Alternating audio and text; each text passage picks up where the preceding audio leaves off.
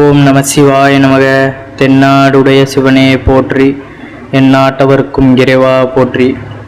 நம்ம வீட்டிற்கு உள்ள எப்படி பூஜைகள் புனஸ்காரங்கள்லாம் செய்து வீட்டை எந்த அளவுக்கு நல்லபடியாக வைத்திருக்கிறோமோ அதே போல் பார்த்தீங்கன்னா வீட்டின் நுழைவாயிலாக கருதப்படும் அந்த நிலைவாசலுக்கும் நம்ம நல்ல ஒரு முக்கியத்துவம் கொடுக்கணும். ஏன்னா எந்த ஒரு சக்தியாக இருந்தாலும் சரி, நாமளும் சரி, மற்றவர்களும் சரி, வீட்டிற்குள்ளே நுழைவது வாசற்படி வழியாக தான், நிலைவாசற்படி வழியாக தான்.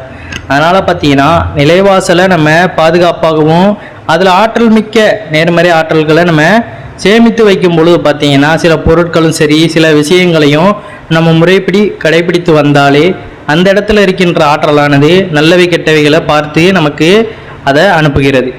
அந்த வகையில் பார்த்தீங்கன்னா வீட்டின் நிலைவாசலில் நம்ம சில குறிப்பிட்ட விஷயங்களை பின்பற்றுவதும் சில விஷயங்களை தவிர்ப்பது பற்றின ஆன்மீகம் சார்ந்த பதிவை தான் நம்ம அதில் தெரிந்து கொள்ள போகிறோம். நம்ம சேனலுக்கு புதுசாக போகிறவங்க நம்ம சிவன் கோயில் சேனலை சப்ஸ்கிரைப் பண்ணி வச்சுக்கோங்க. மறக்காமல் உங்களுடைய நண்பர்களுக்கும் இந்த பதிவானதை பகிர்ந்து கொள்ளுங்கள். நம் வீடு என்பது பார்த்தீங்கன்னா நாம் வாழும் கோவில் போன்றது. நாம் கோவிலாக கருதப்படும் அந்த வீட்டின் முன்வாசல், அதாவது நிலவாசற்படியானது நல்ல சக்திகளை உள்ளே ஈர்த்து கெட்ட சக்திகளை திரும்பி அனுப்ப வேண்டும் என்றால் நாம் அதனை எப்படி வைத்துக்கொள்ள வேண்டும், எப்படி வைத்துக்கொள்ளக்கூடாது என்பதை பற்றி தெரிந்து கொள்ள போகிறோம். நம் வீட்டு தலைவாசல் பகுதி பார்த்தீங்கன்னா என்பது அந்த காலத்திலிருந்தே வீட்டின் உள்ள செல்பவர்கள் பார்த்தீங்கன்னா தலை குனிந்து செல்லும் அளவிற்கு தாழ்வாக தான் அமைந்திருக்கும். இதற்கு காரணம் பார்த்தீங்கன்னா நம் வீட்டு வாசற்படியில் மகாலட்சுமியும் அஷ்டலட்சுமியும் குடியிருப்பதாக ஐதீகம். தேவதைகள் அப்படின்னு சொல்லப்படுகின்ற கும்ப தேவதைகள் பார்த்தீங்கன்னா வாசலில் இரண்டு புறமுமே அமர்ந்திருப்பதாக ஐதீகம். அதனால பார்த்தீங்கன்னா இத்தனை பேர் இருப்பதனால அவர்களை வணங்கும் நோக்கத்தோடு நம்ம தலை குனிந்து செல்கிறோம் அப்படிங்கிறது ஒரு வகையில் குறிப்பிடப்பட்டுள்ளது. சிலருக்கு தோன்றலாம் படி சின்னதா, அதாவது நிலைவாசலுக்குள்ள நம்ம நுழையும் பொழுது பார்த்தீங்கன்னா அது நம்ம குனிந்து போகிற வகையில் கட்டியிருந்தாங்கன்னா குனிந்து தான் போகணும், பிற நிமிர்ந்து போனால் அடிபட்டுரும்ல, அதற்கு இப்படி எல்லாம சொல்லுவாங்க அப்படின்னு கூட கேள்வி எழுப்புறவங்க இருக்கலாம். ஏன்னா இதற்கு பின்னாடி உள்ள உண்மை அப்படிங்கிறது இதுதான் அப்படிங்கிறது முன்னொரு காலத்தில் அவர்கள் வரையறுக்கப்பட்ட ஒன்று. நிலைவாசல் அப்படிங்கிறது வீடு அப்படிங்கிறதே நம்ம கோயில் மாதிரி தான். அந்த கோயிலை நம்ம எப்படி வைத்திருக்கிறோம் அப்படிங்கிறது நம்மளுடைய கையில் தான் இருக்குது. அதனால் நம்ம இப்போ கோயில் ஆலயங்களுக்கு போகிறோம், அப்போ அங்கே ஆலயத்திற்குள்ள நுழையும் பொழுது அந்த இறையர்களோட வாசப்படியை நம்ம மிதிக்காமல் தொட்டு கும்பிட்டுட்டு தாண்டி போவதற்கான காரணம் இதுதான். எல்லா நிலைவாசல்லையுமே பார்த்தீங்கன்னா அந்தந்த பூஜைகளை செய்து வைத்திருப்பதனால அங்கே இந்த மாதிரியான மகாலட்சுமி தேவியும் அஷ்டலட்சுமியும் தேவதைகளும் வந்து குடியிருப்பாங்க. அப்படிங்கிறதுனால அவர்களுக்கு மரியாதை செலுத்தும் விதமாக அனைத்து இடங்கள்லையுமே பார்த்தீங்கன்னா நிலைவாசலில் நம்ம மிதிக்காமல் அதை நம்ம வணங்குற வகையில் நம்ம தலை குனிந்து செல்வதோ தொட்டு கும்பிடுவதோ மிகவும் சிறப்பு வாய்ந்த ஒன்றாக நமக்கு கருதப்படுகிறது. தலையை குனிந்து செல்வதற்காக அப்படிப்பட்ட அமைப்பு பார்த்தீங்கன்னா அந்த காலத்தில் அமைக்கப்பட்டுள்ளது. இப்போ பார்த்தீங்கன்னா நம்மளுடைய இஷ்டத்துக்கு நம்ம ஆடம்பர வீடுகளை நம்ம பலவாறு கட்டி வைத்திருக்கோம். அதற்கு காரணம் நம்ம முன்பு இருந்தது போல இருப்பவங்களை நம்ம கொஞ்சம் கொஞ்சமாக அவர்கள் பூரா அந்த காலத்து மூட நம்பிக்கையில் வாழ்ந்திருக்கிறார்கள். அப்படிங்கிறதுனால நம்ம யாரோ ஒருவர் நம்மளுடைய வரலாறை மாற்றினதுனால நாமளும் அதே பாதையில் சென்று கொண்டிருக்கிறோம். அப்போ நம்ம எங்கு மூட நம்பிக்கை என்று வெறுத்து ஒதுக்கி வந்து கொண்டிருக்கிறோமோ அப்பையிலிருந்தே நம்மளுடைய வாழ்க்கையானது துன்பத்திற்கும் பலவிதமான இன்பமற்ற வாழ்க்கையை தான் நம்ம வாழ்ந்து கொண்டிருக்கின்றோம். ஏன்னா இப்போ இருக்கின்ற காலங்களில் நிறைய தேவைகள் அப்படிங்கிறது ஆயிருச்சதுனால அதனாலேயே நமக்கு இதன் மீது பாரம்பரியமாக நம்மளுடைய முன்னோர்கள் என்ன செய்து கொண்டு வந்தார்களோ அதன் மீது நம்ம கவனம் செலுத்த முடியாமல் போய்விட்டது. சரி, இப்போ பாருங்கள், காலையில் பார்த்தீங்கன்னா எழுந்தவுடன் பெண்கள் நிலவாசற்படியை தண்ணீர் ஊற்றி கழுவ வேண்டும். முடியாதவர்கள் பார்த்தீங்கன்னா ஈரத்துணியால் துடைத்து சுத்தம் செய்து மஞ்சள் தேய்த்து பொட்டு வைக்க வேண்டும். நம் வீட்டு வாசல் படியின் முன்னால் ஒரு கண்ணாடி குடுவையில் நீர் ஏற்றி அதில் மலர்களை நிரப்பி வைப்பது மிகவும் நல்லது. அந்த குடுவையில் உள்ள மலர்கள் நம் வீட்டிற்குள் நல்ல சக்திகளை ஈர்க்கும் தன்மை கொண்டது.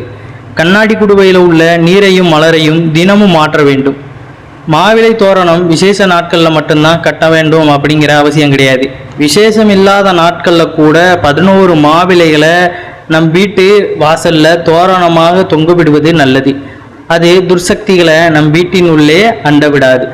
அதனால் எப்பொழுதுமே மாவிலைகள் பார்த்தீங்கன்னா நம்ம விசேஷ நாட்களில் தவிர்த்து எப்பொழுது வேண்டுமானாலும் நம்ம மாற்றிக்கொண்டே இருப்பது மிகவும் சிறப்பு வாய்ந்த ஒன்றாக இருக்கும்.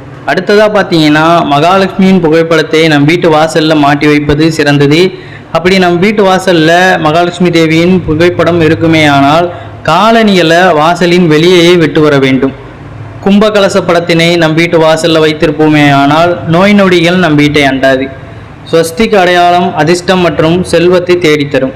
இவ்வாறு பார்த்தீங்கன்னா ஒவ்வொரு விஷயத்தையுமே நம்ம வாசற்படியில் பார்த்து பார்த்து இந்த நிலைவாசலில் எவ்வாறு வைத்திருக்கிறோமோ அந்த அளவுக்கு நமக்கு குடும்பத்திற்கும் சரி வீட்டில் உள்ளவர்களுக்கு ஆரோக்கியத்துக்குமே மேம்படும் அப்படிங்கிறது தான் ஐதீகம்.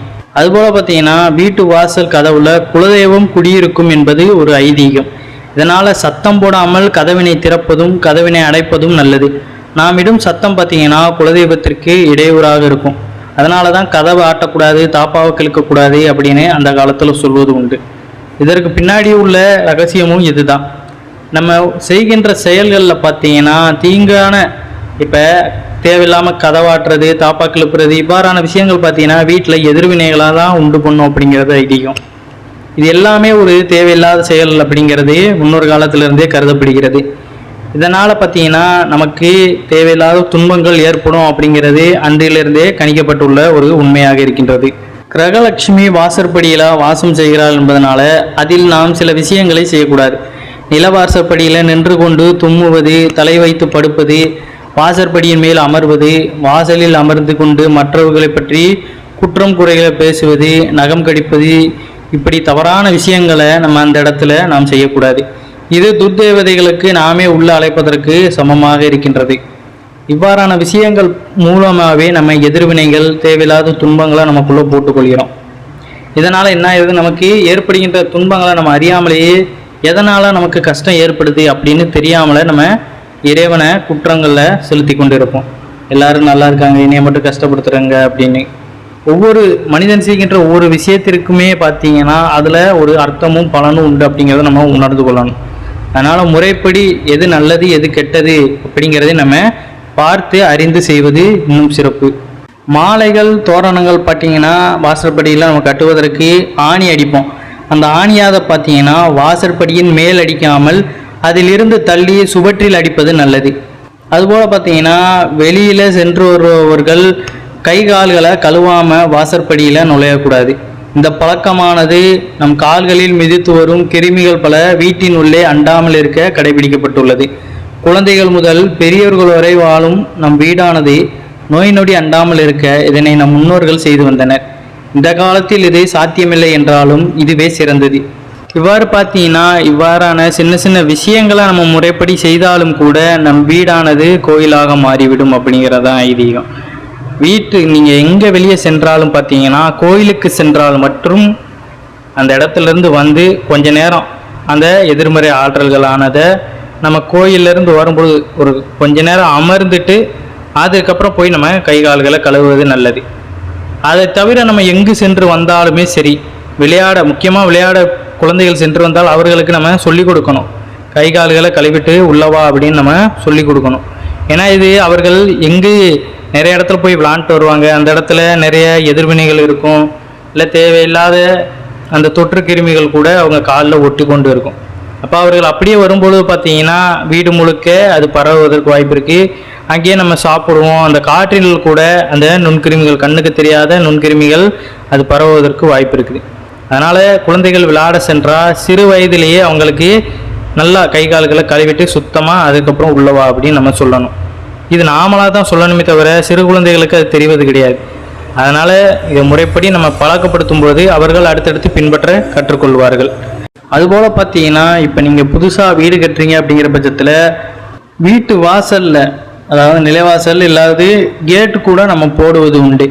அவ்வாறு ஏதாவது ஒரு இறைவனுடைய சின்னத்தை பொறித்து வைத்திருப்பது மிகவும் நல்லது. ஒரு சிலர் பார்த்தீங்கன்னா அவர்களுடைய இஷ்ட தெய்வத்தினுடைய படத்தை நிலைவாசல் கதவுல இருக்கும்படி வாங்கி வைத்திருப்பார்கள். சிலர் வீட்டு வாசலில் டைல்ஸ்களில் இருபுறமும் பார்த்தீங்கன்னா வாசற்படிக்கு இருபுறமுமே முருகர், பிள்ளையார் படத்தை பெரும்பாலும் நிறைய வீடுகளில் வைத்திருப்பார்கள். இவ்வாறு வைப்பது மிகவும் சிறப்பு வாய்ந்தது. ஏதோ சும்மா அழகுக்காக வைத்திருக்காங்க அப்படிங்கிறத தவிர்த்து இதற்கு பின்னாடி இறையருள் அடங்கியிருக்கு அப்படிங்கிறத நம்ம உணர்ந்து கொள்ளணும். அதுபோல் பார்த்தீங்கன்னா வெளிக்கேட்டில் மயில், ஓம், வேல் என்ற முருக பக்தர்களுக்கு முருக கடவுளுக்குரிய சின்னங்களை பதித்து வைத்திருப்பார்கள். இவையெல்லாம் பார்த்தீங்கன்னா வீட்டிற்கு அதிர்ஷ்டத்தை கொண்டு வந்து சேர்க்கும் என்று வாஸ்து சாஸ்திரம் குறிப்பிடுகிறது. வீட்டு வாசல்ல மயில் இருப்பது முருகனுடைய அருளாசியை நமக்கு பெற்றுக் கொடுக்கும். மயில், வேல், பிரணவ மந்திரமான ஓம் ஆகிய சின்னங்களை ஏதாவது ஒரு ரூபத்தில் பொறுத்து வைக்கலாம். பொம்மையாக வாங்கி வைக்கலாம் அல்லது ஸ்டிக்கர் கூட ஒட்டி வைக்கலாம். இது போல இன்னும் அதிர்ஷ்டம் தரும் சின்னங்களும் பொருட்களும் நிறையவே உண்டு. ஈசனோட அருள் பெற பார்த்தீங்கன்னா நந்தி பகவானுடைய உருவம் பதித்த பொருட்களை வாங்கி வைக்கலாம். நம்மை ஆட்டி வைப்பது 27 நட்சத்திரங்கள் அப்படின்னு ஜோதிட சாஸ்திரத்தில் கணிக்கப்பட்டுள்ளது. நட்சத்திரங்கள் வரைந்து வைப்பது, சூரியன் சந்திரன் ஆகிய இருவரையுமே வரைந்து வைப்பது போன்றவையும் அதிர்ஷ்டம் தரும் என்று சொல்கின்றனர். சூரியன் தேவாதி தேவர்களையும் சந்திரன் பித்ருக்களையும் குறிக்கிறது. எனவே வீட்டில் 2 புறமும் சந்திரன் சூரியன் வரைந்து வைத்திருப்பது அல்லது பதித்து வைப்பது அதிர்ஷ்டத்தை நமக்கு உண்டு பண்ணும். அம்பாளுடைய அதாவது அம்மனுடைய அருளாசியை பெற திரிசூலம் இருப்பது வீட்டிற்கு மிகுந்த நன்மைகளை கொண்டு வந்து சேர்க்கும். அரக்கர்களை அழிக்கும் திரிசூலம் நம் வீட்டில் திருஷ்டியை போக்கும் அற்புத ஆற்றல் படைத்த ஒரு சின்னமாகும். எனவே வீட்டின் கதவு, கேட் அல்லது சுவற்றில் பார்த்தீங்கன்னா திரிசூலம் வரைந்து வைத்திருப்பதே கூட அதிர்ஷ்டம் தரும்.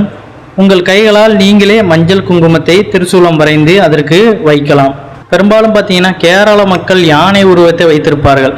யானை விநாயகரையும் ஆன்மீக பலத்தையும் குறிப்பதால் யானை உருவங்கள், யானை படங்கள், யானை பொம்மைகள் வாங்கி வீட்டு வாசலில் வைப்பது வீட்டிற்கு அதிர்ஷ்டத்தையும் நேர்மறை ஆற்றல்களை பெருக செய்யும்.